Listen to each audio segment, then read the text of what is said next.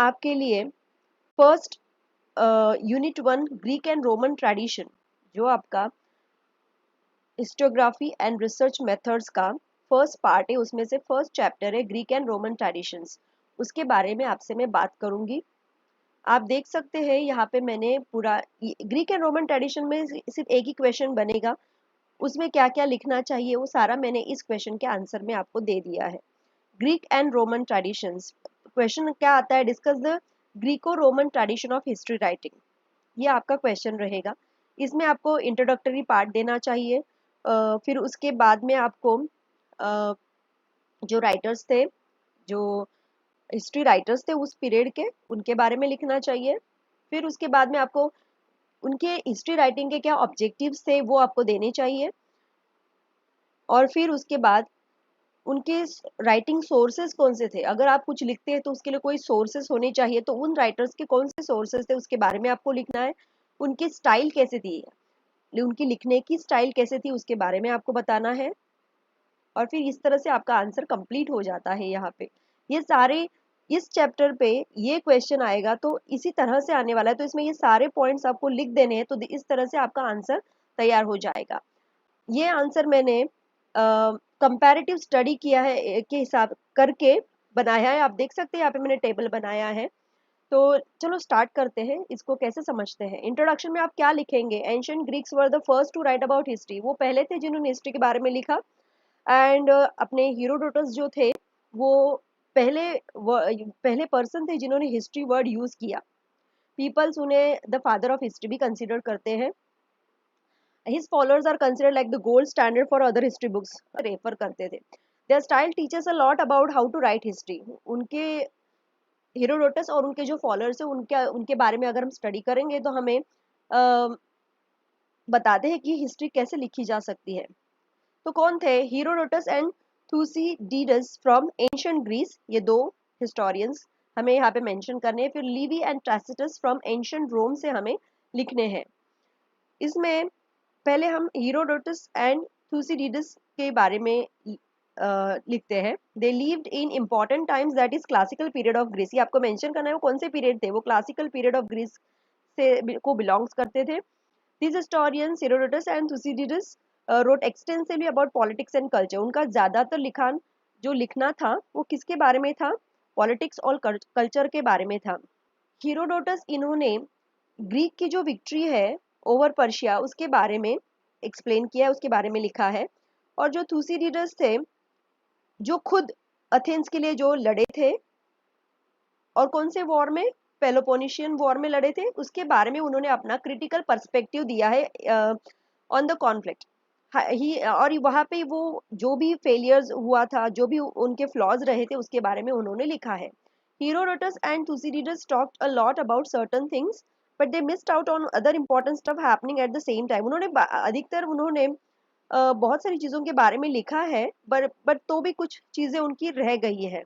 जैसे कि philosopher Socrates के बारे में उन्होंने नहीं लिखा। द प्ले राइट्स जो थे उनके नाम यहाँ पे मेंशन किए गए हैं, एस्किलिस, फिर सोफिक्लिस और यूरिपाइड्स, इनके बारे में उन्होंने मेंशन नहीं किया है। तो ये हो गया हमारा हेरोडोटस और थुसिडीडस के बारे में। उसके बाद आपको लिवी और टैसिटस के बारे में भी लिखना है। They lived in important times, that is the golden period of the Roman Empire. ये बिलोंग करते हैं गोल्डन पीरियड ऑफ एम्पायर के, रोमन एम्पायर के, उस वक्त ये थे। लिवी और Tacitus on the other hand focused on telling the story of the Roman Empire. ये जो दोनों हिस्टोरियंस थे उनको उन्होंने अधिकतर स्टोरी बताई है रोमन एम्पायर की, जो बहुत ही बड़ा था और जो 500 ईयर्स तक एग्जिस्टेड था। ये it was famous for its powerful leaders and covered parts of Asia, Europe and Africa. Levi जो है, ये जो हिस्टोरियन थे, उन्होंने एक बड़ी हिस्ट्री बुक लिखी रोम के बारे में। It started from its legendary beginning to around the 9th century BC, but a lot of it got lost over time। ये 9th century BC से लिखा गया था, लेकिन इसमें से बहुत सा जो पोर्शन है वो लॉस्ट हो गया है। Tacitus, who was close to the rulers, talked about what the powerful people in Rome were worried about। Tacitus जो थे ये बहुत जो पावरफुल लोग थे उनके साथ ये रहा करते थे, तो उन्होंने अपने जो हिस्ट्री राइटिंग उसमें उन्होंने लिखा कि ये पावरफुल पीपल जो रोम के थे वो किस चीज़ के बारे में वरीड थे। Like who would be the next leader and how the army influenced politics। ये सारी उनकी, इनके बारे में वो बातें लिखते थे। Even though Tacitus was on the inside, he sometimes criticized the government's decision. जैसे मैंने आपको बोला, Tacitus जो थे पावरफुल लोगों के करीब थे, तो उन्होंने उन लोगों के जो डिसीजन थे उनको भी क्रिटिसाइज किया है अगर वो रॉन्ग होते थे तो। Both Livy and Tacitus talked a lot about wars and other important events of their time. Both Livy and Tacitus they talked about a lot about wars and other important events. उन्होंने wars और के बारे में अधिकतर अपना history का जो writing था वो किया हुआ है। अब देखते हैं इनकी ऑब्जेक्टिव्स क्या थे behind their history writing. Herodotus aim to remember and share the great deeds of both Greeks and barbarians. Herodotus का हिस्ट्री लिखने का एम ये था कि वो चाहते थे कि लोग जो ग्रेट पीपल थे उनके एक्शंस को, उनके ग्रेट एक्ट्स उन्होंने किए थे, जो ग्रेट डीड्स थी बड़े बड़े लोगों की, हेरोडोटस चाहते थे कि लोग ग्रेट लीडर्स की ग्रेट डीड्स को याद रखे, बारबेरियंस की भी। अब ये बारबेरियंस कौन हुआ करते थे, उनको आप यहाँ पे कंसिडर कर सकते, they were belonging to different culture and they were considered uncivilised.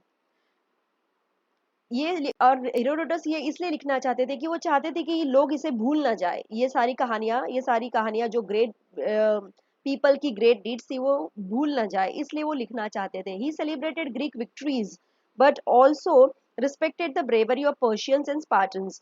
हमेशा ग्रीक और पर्शिया के बीच में क्लैशेस हुआ करते थे और हेरोडोटस चाहते थे कि वो ग्रीक की विक्ट्री को सेलिब्रेट करे, but at the same time वो जो पर्शिया और स्पार्टन्स की ब्रेवरी थी उनको भी वो रिस्पेक्ट करते थे। His storytelling was very vivid. Vivid means was very clear and sometimes included imaginative details. Herodotus की एक आप बात कह सकते हैं कि वो इमेजिनेटिव डिटेल्स भी उसमें डाला करते थे, जिसकी वजह से उनका जो राइटिंग था वो कैप्टिवेटिंग मीन्स अट्रैक्टिव हुआ करता था। थुसिडिडस आल्सो फोकस्ड ऑन वॉर, वो भी वॉर के बारे में ही लिखते थे। Believing the conflict between Athens and Sparta was really important, उनके हिसाब से ये जो कॉन्फ्लिक्ट था अथेंस और स्पार्टा के बीच में वो बहुत ही ज्यादा इंपॉर्टेंट था। Levi and Tacitus also talked about Wars, वो भी वॉर्स के बारे में ही लिखते थे, but they were more concern about morals, लेकिन वो मॉरल्स को ज्यादा इंपॉर्टेंस देते थे। They felt uneasy about the decline they saw in their time, even though it was supposed to be a great era. Levi thought roams downfall started when it messed up it education system. Levi के हिसाब से रोम का downfall कब start हुआ, जब उनके education system में खराबी हो गई, leading to a decline morality. When morality को कोई इंपॉर्टेंस नहीं रहा उसके बाद रोम का डाउनफॉल स्टार्ट हुआ, ऐसा कौन बोल रहे थे, Levi. Tacitus said he wasn't just glorifying war heroes, he also wanted to critique what was happening in his time. वो हमें टैसिटस जो थे उनको सिर्फ जो वॉर के हीरोज थे उनको ही उन्हें ग्लोरीफाई नहीं करना था, बल्कि उनको उस टाइम जो भी हुआ उसके बारे में उनको क्रिटिकल थिंकिंग करके उसके बारे में लिखना वो पसंद करते थे। He knew some people might think that what he wrote wasn't important. उन्हें पता था कि कुछ लोग समझते थे वो जो लिख रहे वो ज्यादा important नहीं है।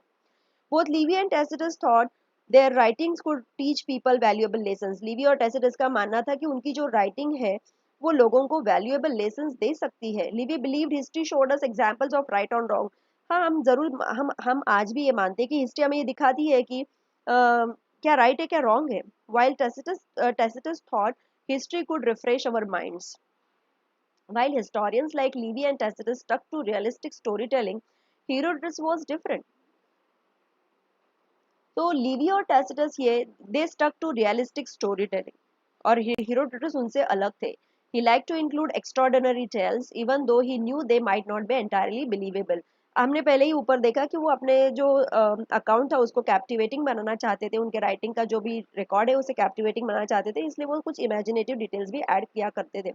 His stories about India for example he had elements of fantasy. India के बारे में उन्होंने जो भी लिखा उसमें उन्होंने फैंटेसी एलिमेंट्स ऐड किए हैं। Herodotus never actually went to India himself. Instead, he heard stories from other writers and included them in his work. वो कभी इंडिया नहीं आए थे, लेकिन उन्होंने जो अदर राइटर से इंडिया के बारे में सुना था उन्होंने वो वर्क उनके उसके बारे में उन्होंने वो जान के उन्होंने इंडिया के बारे में उनके वर्क में लिखा है। डिफाइनिंग एंड ड्राइंग सोर्सेज, अभी ये जो हिस्टोरियंस इतना सब कुछ लिख रहे थे वो उनके पास सोर्सेज कहाँ से आ रहे थे, कहाँ से वो इंफॉर्मेशन कलेक्ट कर रहे थे। Historians like Herodotus, Thucydides, Livy, and Tacitus they gathered information from various sources such as shrines, archives, traditions, and first-hand observations. ये थे उनके sources. Herodotus, for instance, relied on the oracle at Delphi, where rulers consulted before major events. He also recorded his own experiences like observing agriculture in Mesopotamia and Persian customs. देखिए observation भी कर रहे थे, shrines यानी होली जो places थे उनको वहां से वो इंफॉर्मेशन कलेक्ट कर रहे थे, आर्काइव्स यानी डॉक्यूमेंट्स जो हुआ करते होंगे उस ट्रेडिशंस, लोगों के क्या ट्रेडिशंस थे, first hand observation whatever there, वो जो देख रहे थे उसके हिसाब से वो सारी चीजें लिख रहे थे. Herodotus likely inherited a tradition of storytelling and interpreting oral histories, which influenced his approach to gathering information during his travels. उनका लिखने का जो स्टाइल था वो स्टोरी के फॉर्म में लिखा करते थे, और वो ओरल हिस्ट्री यानी उन्हें जो भी इंफॉर्मेशन मिलती थी उसके हिसाब उसे इंटरप्रेट करके वो लिखा करते थे. और वो he used to travel to collect the information and then he used to write. Herodotus dealt with conflicting stories by finding ways to resolve them. Thucydides reported on current events using eyewitnesses, but he didn't say where he got his information from. देखिए Herodotus जो थे, he used to deal with the conflicting stories. How? By finding ways to resolve them. Information इकट्ठा करते थे और वो खुद ही he used to find ways to resolve them. Thucydides reported on current events using eyewitnesses. Thucydides जो थे, he used to report on the current events, whatever currently happening. He used to write about this, and he was using eyewitnesses. Those who used to see those events, he used to collect information from them. उनसे वो information collect किया करते थे. लेकिन उन्हें कभी ये बताया नहीं उनको information कहाँ से मिली. Tacitus used official of Roman records. Tacitus वो official Roman records use किया करते थे. Mention some sources directly and also use letters and notes to write about. He also used to use official records like letters and notes to write about history. अब इनकी history लिखने की style कैसी थी जरा देखते हैं. These historians wrote for educated readers, so they carefully crafted their sentences to be both informative and engaging. These historians wrote for educated readers. वो उनके जो रीडर्स थे उन्हें उन्हें पता था कि उनके बुक्स कौन पढ़ने वाले हैं, उनकी जो वो जो हिस्ट्री लिख रहे थे वो कौन पढ़ने वाले थे, जो एजुकेटेड पीपल थे. तो इस हिसाब से उन्होंने अपना माइंडसेट बनाया था. Herodotus used a simple storytelling style in Greek, making his work entertaining. हमने पहले भी देखा वो अपनी उनकी क्या राइटिंग स्टाइल थी, story telling. Thucydides wrote with a serious tone, वो जरा सीरियस थे, and precise डिस्क्रिप्शन, उनका डिस्क्रिप्शन एकदम प्रिसाइज हुआ करता था. Like when he describe the plague in Athens, उन्होंने उनका ये एग्जांपल दिया कि कैसे उनका डिस्क्रिप्शन प्रिसाइज हुआ करता था. ही also included speeches that were interesting and persuasive. उन्होंने वो भी स्पीचेस इसमें उनके स्टडी में इंक्लूड किए हैं जो इंटरेस्टिंग थे और जो लोगों को कन्विंसिंग करने वाले थे.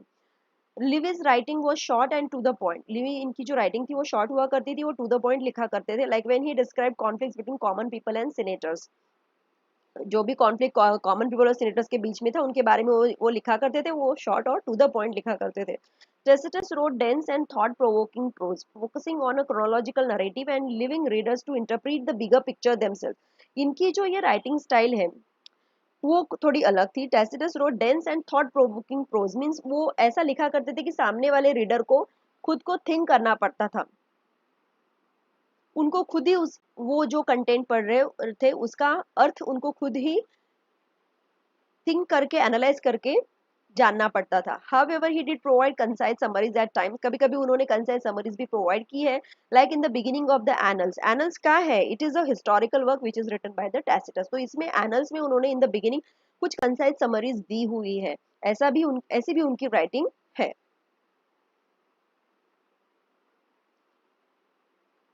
आई होप आप लोगों को ये समझ में आ गया होगा. आप लोगों के लिए मैंने इस